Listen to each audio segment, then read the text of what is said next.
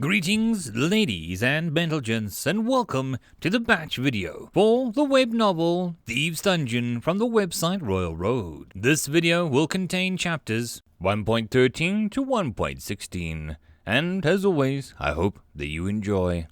Chapter 1.13 A Message. Argent had been exploring the city, breathing in the scents, a bouquet of flavors to her ratty nose, taking in the sights, taking note of everything that glittered or shone. Today she led her pack across the clothesline, a thread bobbing with the collective weight of the padded from one roof to the next, down the gutter and leaping onto a balcony, and then across the balcony's rail until they stood perched on their hind legs staring down at the window of a jeweler's shop. It was nearly night, and they were putting away their stock. The little old man and his receding wisps of hair tucked behind his elephant ears lifted each gem as if it was a child, wrapping chains of glittering diamond and rings of ornately set lapis into silk coverings and setting them in rest in a long cabinet of drawers. With the last piece thawed, he lifted a small iron key, brushing it over the cabinet's face. A ripple of stone wall of iron appeared, a door with no handle, no lock, only a key. Carved into a featureless iron face was the numerous small characters of warding, preventing all kinds of magical intrusion. As the old man left, he drew a second key, smaller, from his pocket in his vest. He waved it through the air as a web of golden spellwork briefly shimmered around the store, before fading out of sight. 2 magical locks, a wealth of treasure waiting to be taken.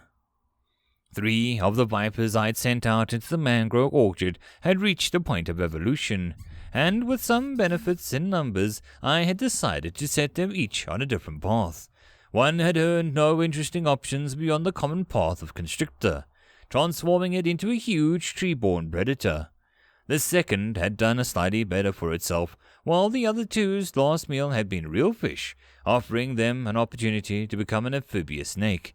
It had caught a soaring mouse, giving it a curious path of flying serpent.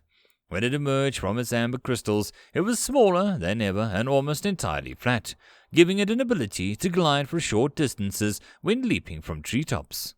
The third, however, was the real prize. He had unlocked somehow the choice for mesmerizing serpent, which seemed to be attracted to my attunement of gleam.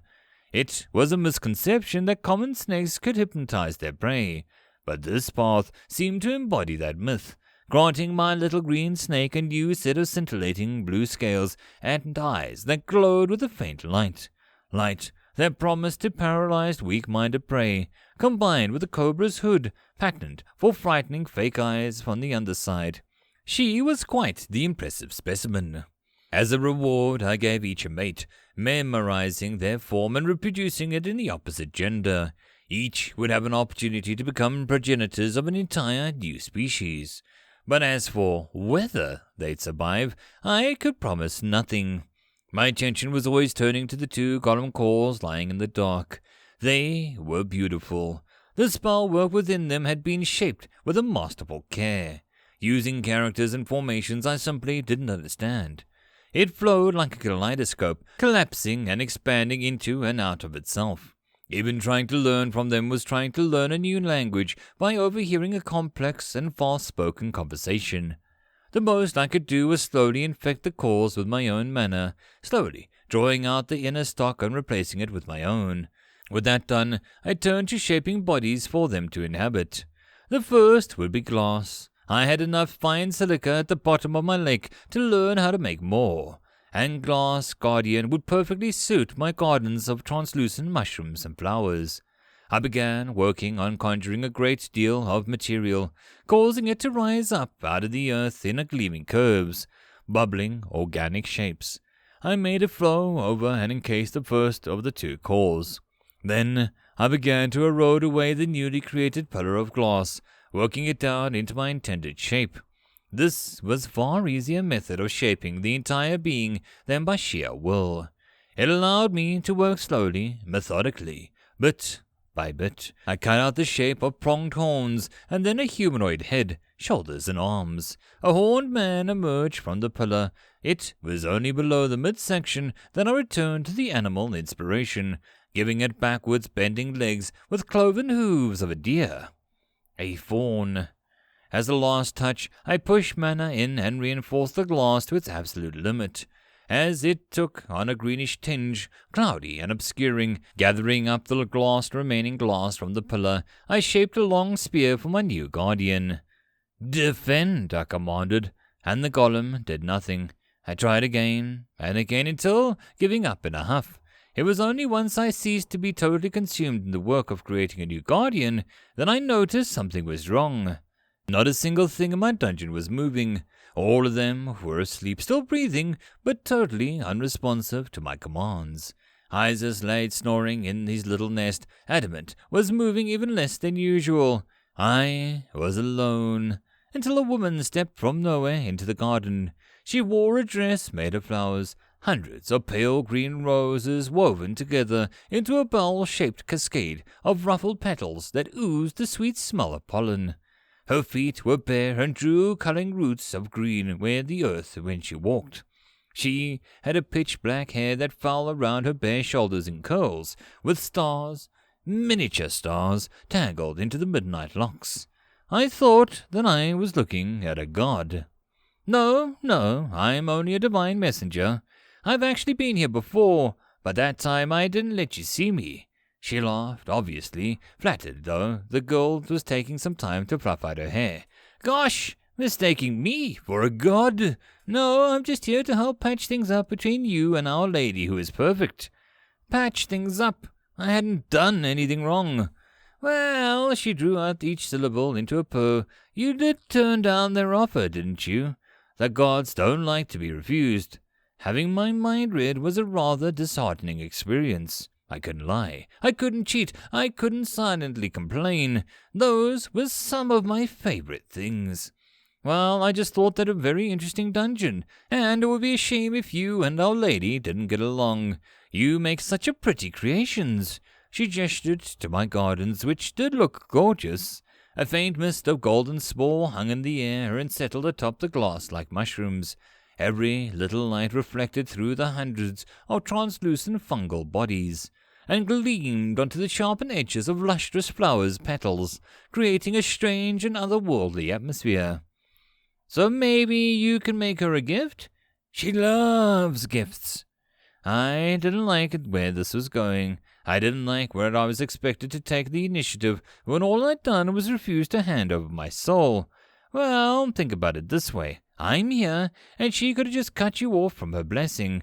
But here I am, which is like saying she forgives you, or wants to forgive you, if you give her a present.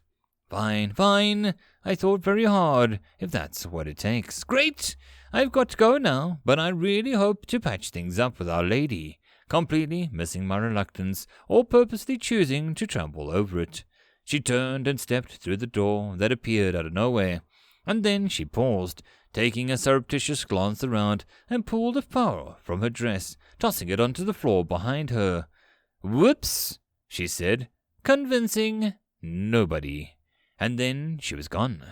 I felt a slight disoriented. No, I felt slightly terrified. She might have been genuinely nice, albeit annoying, but there was an unspoken threat to the fact that she could just walk in, send my creations to sleep, and open a portal to another plane of reality.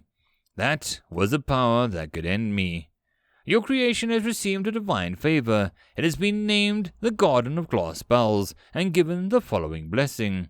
A doorway shall open between this location and the Ever Forest. For the first 30 days, only lesser beings will be able to enter and leave through the door.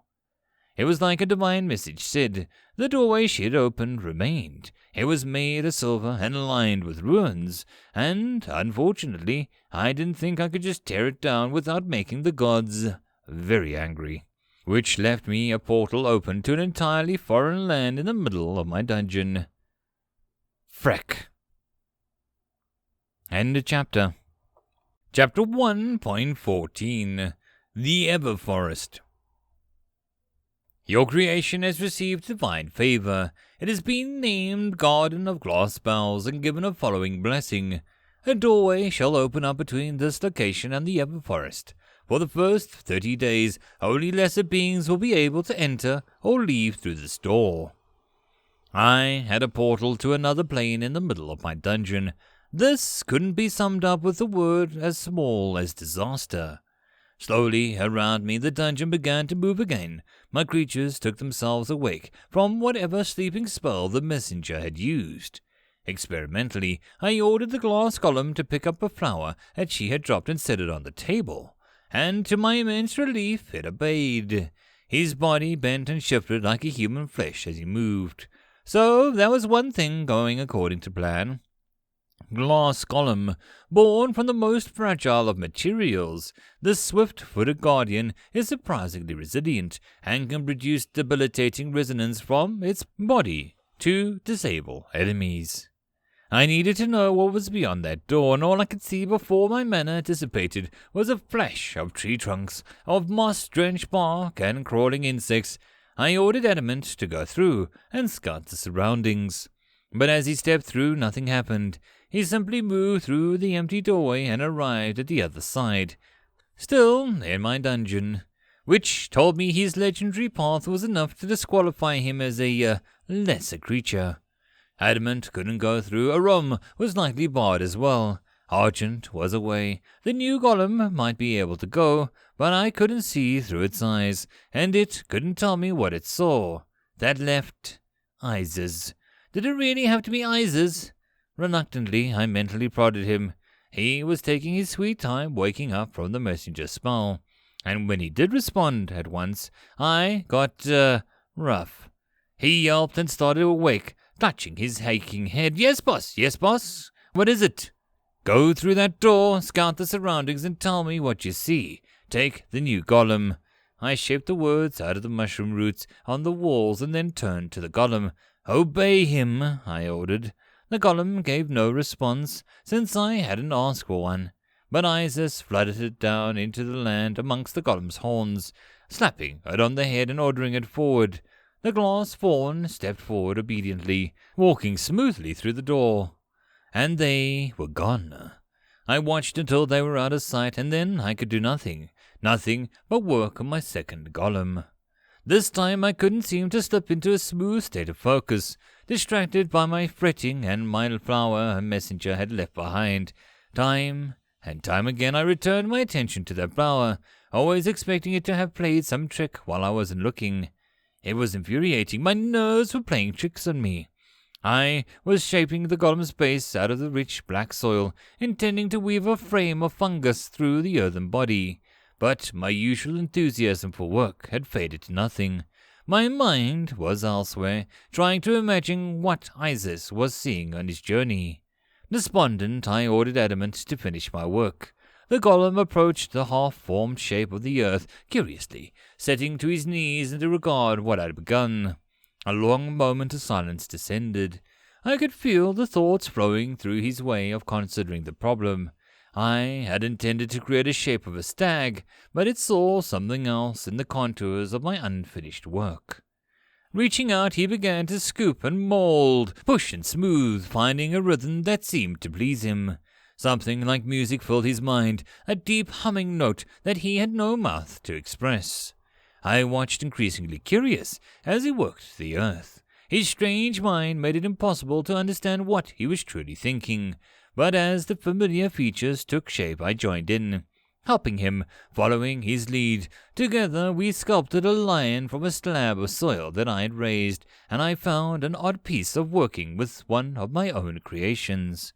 It was like watching a child learn to finger paint, but Adamant's skill was far from childish. Despite the crumbling dirt's inability to hold fine shapes, he had crafted a wonderful suggestion of a lion. It had an unmistakable personality of a reclining monarch. Now I went to work. I threaded thousands of fungal roots through the loose soil, anchoring it together. Numerous fan-shaped growths in brown and black colors rose along its back, allowing the bubbling shapes and round-capped mushrooms and round puffballs, wobbly cup-shaped funnels, so much lichen coated the dark flesh that it began to look like green fur. A mane of dripping moss surrounded the noble head, with whiskers of hairs of thin roots. I slowly removed the original dirt, replacing it with more fungus flesh. And the end, what we had was a strange shaggy lion, its noble face emerging from a fringe of rough greenery, its back a garden. Adamant had the honor of lifting the core into the lion's brow and pressing it in. I did the work of connecting the mana flows to all the individual fungal bodies together and weaving those threads into a core. The many different breeds of fungus became one living colony, and the beast stirred. Yawning, it lapped Element's hand with a tongue made of a pale fungus flesh. Fungi golem. Born of living root and spore, this beast has impressive powers of regeneration and a feral intellect. Poison drips from its claws. It was far more alive than the first one had been. I didn't know whether that came down to the living material, or the effect of its shape, or even Adamant's influence. One thing I did know was that I felt immensely calmer now. With that done, I reached my tendrils of mana for a flower. I'd spent long enough restraining my curiosity, and did it yet to do anything mischievous. I devoured just the edge of one petal. Manna from heaven. I couldn't taste a thing, but the act of consuming just the tiny sliver made the dancing lights and strange music play in my mind. I couldn't help myself. I ate more. I eroded away an entire petal of divine flower. In the moment my reserves were full, and I stopped myself. But I went on, and I knew I could fill my mana pool several times over. A simple 2 times overflow had given me the blessing of the Earthshaper. If I went further, what kinds of prizes could I win? But that was a thought for later, when I'd found a way to secure this portal. So when I pull this horn, you go left, and this horn means go right, Isis declared, steering the golem with tugs on his antlers. The unlikely duo trotted through the vast, unknowable forest. The trees were ancient and old things. Their trunks were like knots of pale bone-white bark, encrusted with furry mosses, marked with strange runic signs that seemed to be part of their growth. Far above they spread their vast arms into the canopy of glass. Their leaf was crystalline blades the color of the sky, and they cut into the incoming wind with the long, keening notes, an endless hum filling the forest below, alongside the faint chime of the crystal clattering of the leaves knocking together. It made a strange music that went on and on. As a blue light shone through the strange ceiling, then the world took on a deep azure hue. It was as if they were walking on a strange bed of the ocean, drowning in the blue and the deep shadow, the occasional shaft of golden light piercing through the gap of blaze down in the dark undergrowth. Small animals scuttled in all directions as they passed, or paused to stare at them. A rabbit with a crown of horns stared at them from atop a rotten log. A silver fox with a streak of blazing red in its fluffy mantle padded past, sniffing at them, almost neighborly, and Isis never noticed the shadows trailing behind them. End of chapter. Chapter 1.15. A Challenge. The clothesline had been taken down, and so tonight Argent and her ratty crew took a detour over the canopy of tent, selling savory pork on skewers. More than one of her entourage took a detour farther than intended, and Argent had no choice but to chase after them. And maybe she stole a nibble or two herself, as the cook wailed and slapped them with her apron.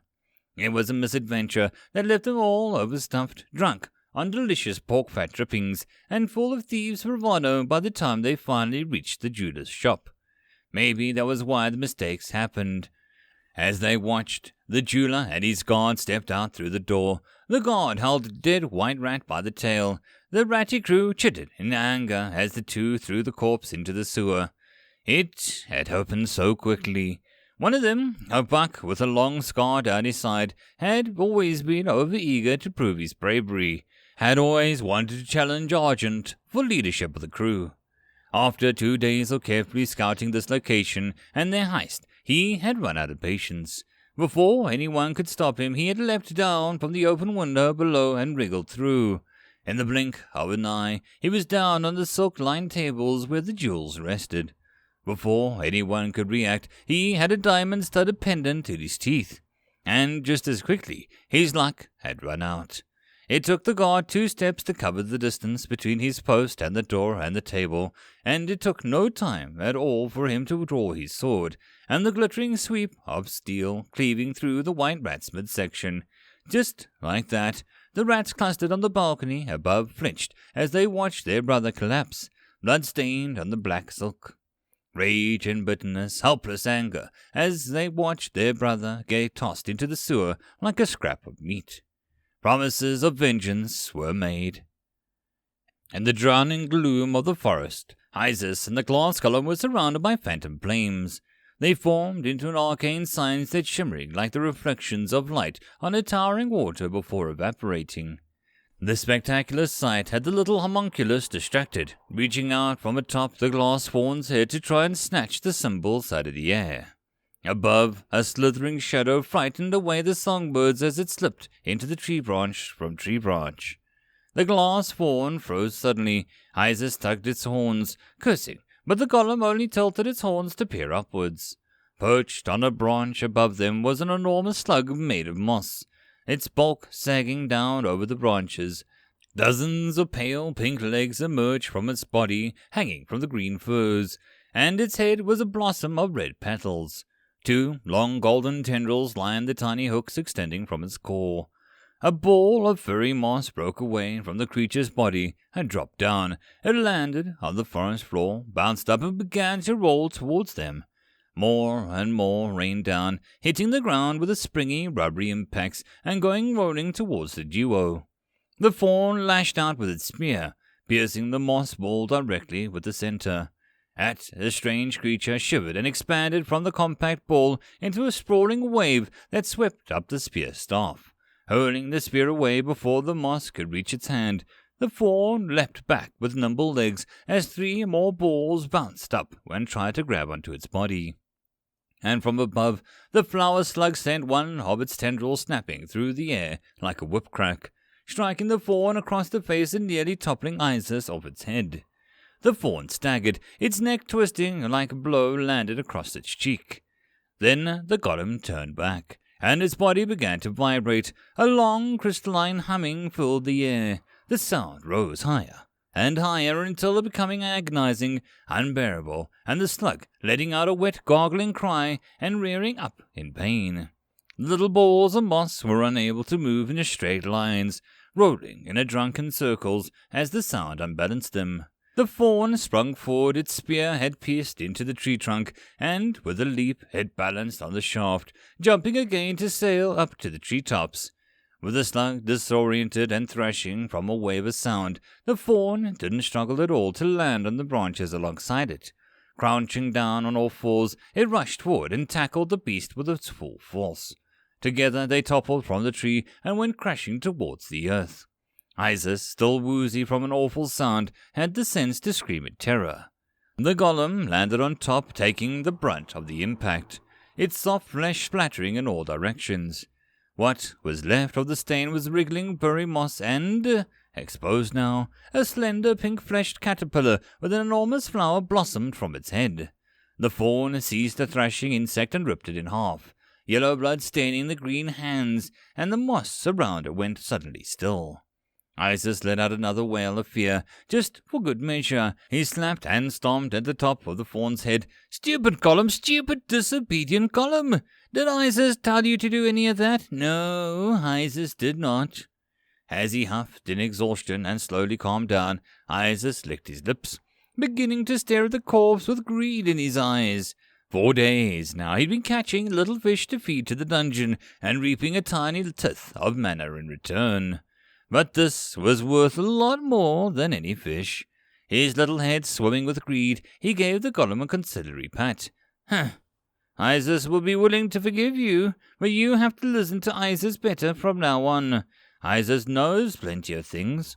Isis knows how to make the dungeon very, very happy, and all we have to do is stay right here.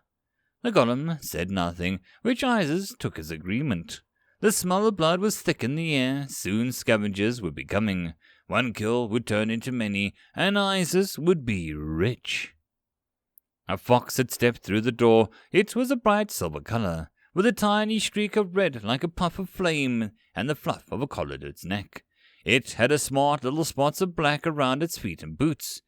"Be still," I ordered the two golems. They were motionless, as only unliving could be. The little creature padded inside, sniffing cautiously, casting its head this way and that as it looked around the surroundings. Not far from where it entered, a viper was lurking, camouflaged amongst the glass gardens by the almost see-through flesh. Seemingly oblivious, the fox took another step towards its own destruction. The viper lunged. In that moment, the fox turned into a blur of silver, whipping around and catching the snake's neck in its jaws. I saw actual sparks scatter as the sweep of its brush-like tail. A quick flick of its neck, and it wrung the life out of the snake. Quite interesting. But in the process, the fox had made a mistake and wandered too close to the edge of one of my garden's deceptive deep pools. In a flash, a real fish lunged up onto the shore, wriggling this way through the mud as the long prehensile whiskers whipped towards the fox.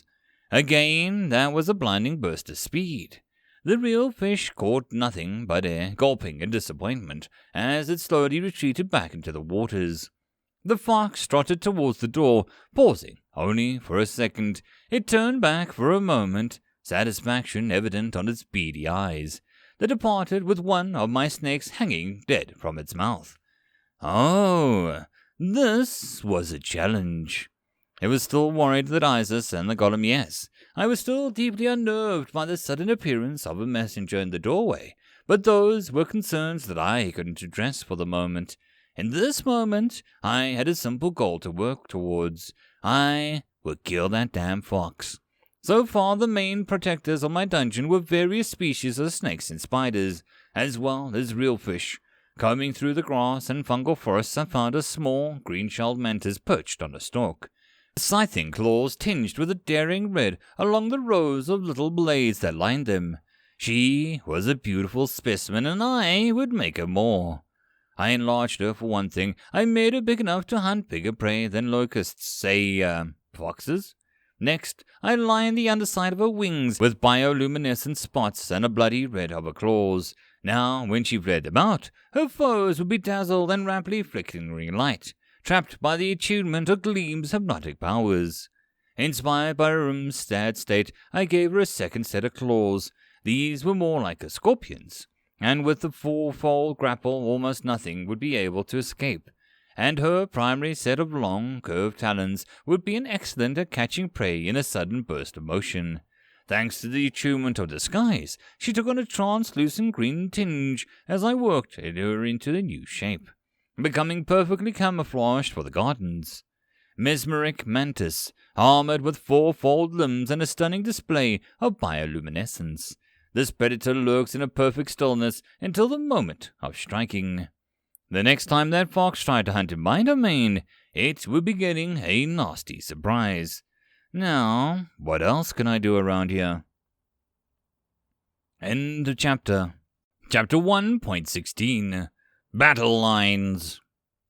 The glass fawn perched on the tree tops, watching as the prey shuffled closer and closer to the corpse of the dead flower slug. It was an enormous blue-bellied crab, its back disguised with glass until it could settle down, put its legs in, and appear to be nothing more than a shallow hill. Dark, beady eyes swiveled suspiciously on the end of long stalks. As the crab reached out with its pincers to steal the prize, the golem jumped. The beast reacted a second too late, shuffling to the side as the fawn landed on top its back. Instantly, half a dozen smaller crabs popped out amongst the grass, the crab's progeny swarming towards the golem as it drove the spear down into the mother's shell. The beast let out a clicking, gooey cry of pain as the spear pierced through her carapace, the fawn throwing its weight against its shaft to dig the point in circles and widen the hole in the armor. The smaller crabs leapt onto its back, their pincers bouncing ineffectively off the golem's glassed hide. Screaming with the mother crashed her sideways into a tree, trying to throw the attacker from her back. The fawn simply clung on, unbothered by the tiny crabs swarming over its face. But Isis couldn't say the same thing. As the swarm came crawling up onto his perch atop the fawn's head, he was forced to climb higher and higher until the golem's long horns. "Kill it! Kill it! Kill it!" the homunculus wailed as the tiny claws snapped at his feet. Lifting his spear, the fawn drove it down again and again. Each strike, a huge quantities of blue blood welled up from the wound, until finally the tip of the spear drove down into the creature's brain. It let out a burbling whimper and collapsed. The fawn shook off the little crabs, reaching up to peel one away from the howling Isis. From above there was clapping. A small creature, like a cross between a man and a cricket, hovered above them, deep blue chitin covered backwards bending limbs, and it had the dark segment eyes of a fly, but its overall shape was human. Its face was handsome and lean in a predatory way. Wings sprouted from its back, buzzing in the air within a manic shiver of motion. And Isis looked up. He saw there were dozens of them, perched on the trees or circling through the air. The little homunculus gulped. "Who you?" "I am the Marquis of Pullicid, and this is my forest." The proud little creatures had a sword the size of a needle strapped to his side, and a quiver full of thorn-sized arrows strung to his shoulders. Many of his knights rode amongst the toads or lizards, with clever sucker grips that let them clamber up the bark of the trees. Isis was lost. The homunculus knew a veiled threat when he heard one, and the bows pointed at him down a dozen directions were not very veiled. Small bows, yes, but very pointy ones. "Well, allow me to escort you to my court, where you will be the guests of honor," the Marquis said, his tone mocking, giving them a sweeping bow. "Ah, yes, but I have friends. I should find them first." Isis had a plan. A very clever plan. He would lead them back to the portal, yes, and then he would make his greatest escape of all. I had come up with the cleverest of ideas. I was practically giddy with my own mad genius as I worked. Previously, the exploding somnolence I had perfected were useful only in rare situations, because I couldn't just plant temperamental exploding growth in my gardens without causing havoc. They were too volatile to survive and reproduce. But that was because they burst as soon as they were touched. What if I changed the trigger? What if there was a specific chemical that caused them to detonate? I had bred a new species of ant, using the ones that I had found on the far side of the lake as a base.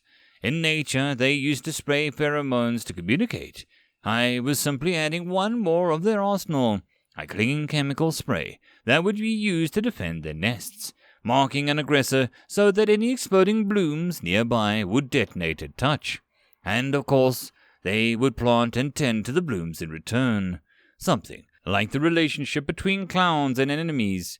They were the first true symbiotes that I had designed, and I was proud of how intricately they connected my biosphere was becoming.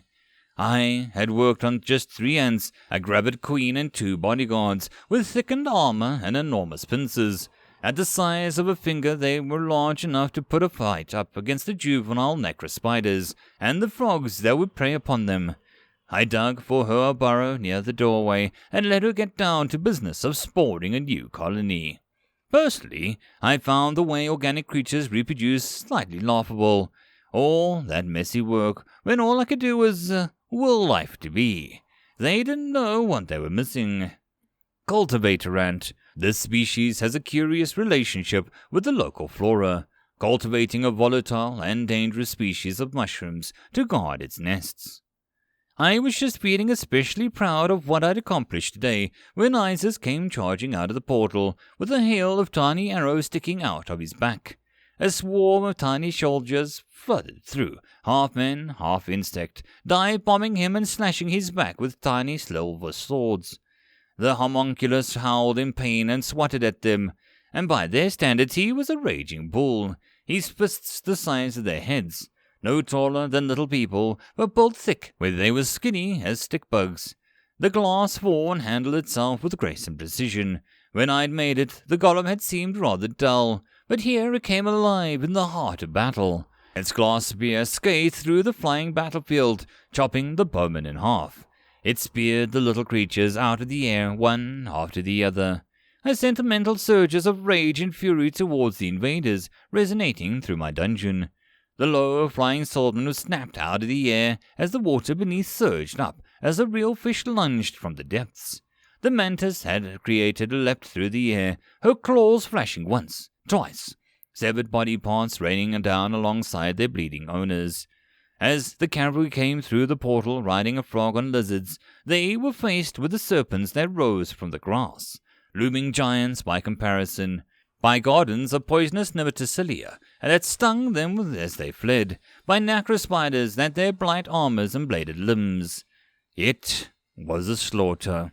And wonder of wonders, every one of the little creatures that fell had a bright, delicious soul, on par with humans that I devoured in the past, with 50 of lesser beings. I didn't just level. I leveled and rushed towards the next stage. As I crossed the boundary of the 5th level, I saw something shift, a soul fragment suddenly doing less to fool me, as the gap to the next milestone was a magnitude higher. Even so, the war in miniature unfolding across my gardens was a bounty to reap. It just wasn't so one-sided as I believed. Poisons. As the battle raged on, my creatures began to drop dead from seemingly insignificant wounds, or slowly until they were overwhelmed. Even the tiniest of scratches seemed to be enough for virulent poisons to set to work. Only the golems were immune, wading through the battlefield like leviathans. Adamant, with his clumsy swings, did more to intimidate than harm, and the leonine fungi golem refused to move from its perch atop of what I suppose must be a very comfortable rock, simply swiping anything that got too close out of the air. But the glass golem was devastating. Corpses rained where its spear moved, and it was like a dancer, refusing to stay still for long enough to be swarmed. It was until the mages came into play. The little creatures hovered above the rest, weaving hands through the air. Golden letters as small as sparks danced around the slender, chitin-covered hands. I ordered my mantis to slay them before they could complete the spell, but her way was barred by a swarm of little bastards, slashing at her green armor as she bulldozed through. In the end, it was too late. As the mage finished his incantation, the light around his hands flared, forming into a flaming golden chain that lashed around the glass golem's body.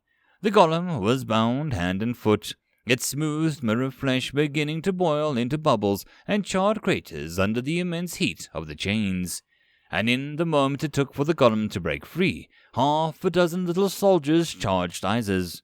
They tossed the lassos over his head and arms and over his wings. Their wings strained as they pulled him free from the golem's head.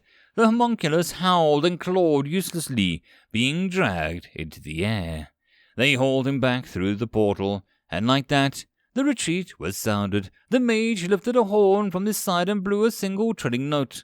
The soldiers broke away, flying back through the doorway and leaving my garden littered with corpses. Their side and mine had suffered greatly, but only I could harvest the mana from the dead, and the little things were rich with mana, their bodies flickering and breaking into motes of glimmering magic as I eroded them to nothing.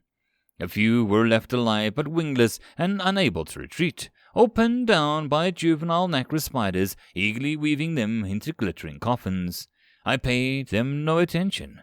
One was staggeringly slowly towards a portal. His left side was covered with vicious burns from the sting of the Nematicilia, his left leg twitching uselessly. I am the Marquis's son. I am worth silver, magic, the return of your imp, whatever you desire, he howled, as the undergrowth around him shifted, the viper's arrow-shaped head pushing through the glass aside as it came slithering towards him. But truthfully, I didn't have much control over my creations, especially once I'd worked them into a blood frenzy like this. If I had really wanted to, maybe I could have saved him. But even if his offer intrigued me slightly, I couldn't go denying one of my pretty little snakes such a tasty meal, or go robbing myself of a soul fragment. There was a flash of a green scale, and he was gone. I surveilled my domain, taking in the damage. My mantis had survived, and the damage wasn't too terrible. The sheer amount of mana in each of the little creatures made the skirmish a net win for me, even before I'd leveled. I suppose I had lost Isers. I also supposed that I could mount a rescue mission for him. But again, I wasn't all that interested. The homunculus was not the most loved or most useful of my minions, and as a foreigner to the dungeon, lacked even the possibility of evolution. No, my time and attention was too precious. It's possible that I could have been slightly more generous if I wasn't distracted by the possibility of leveling up. But I was. Oh, I was. Because finally I was being offered the chance that I'd been waiting for from first. You have reached the 5th level. You may now choose your final achievement. At this time, you may select an achievement of up to 1 rank higher than usual. You may choose to receive a bonus scheme, or increased mana per hour, or a Great Wheel's Whim too. You may increase Anima, or Logos, or Arcana by 1. The chance to choose from the higher tier achievements. End of chapter. And that concludes this batch video. I hope that you enjoyed. If you wish to support the channel, there are numerous ways to do so down below. Until next time, I hope that you all have a good one. And I'll see you all in the next video. Cheers.